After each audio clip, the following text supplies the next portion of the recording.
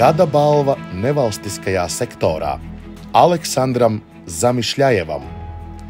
Aleksandrs aktīvi piedalās Moskvinas vecticībnieku draudzes darbā, iesaistās lūkšanu nama uzturēšanā un labiekārtošanā.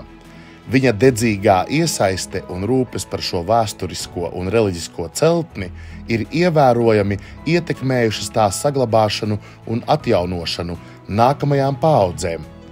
Viņš regulāri veic lūkšanu nama ēkas un apkārtnes remontdarbus, rūpējoties par to, lai tas vienmēr būtu tīrs, glīts un labiekārtots. Viņš ir prasmīgs amatnieks, kurš savām rokām ir izgatavojis un uzstādījis dažādus lūkšanu nama iekšējos un ārējos elementus.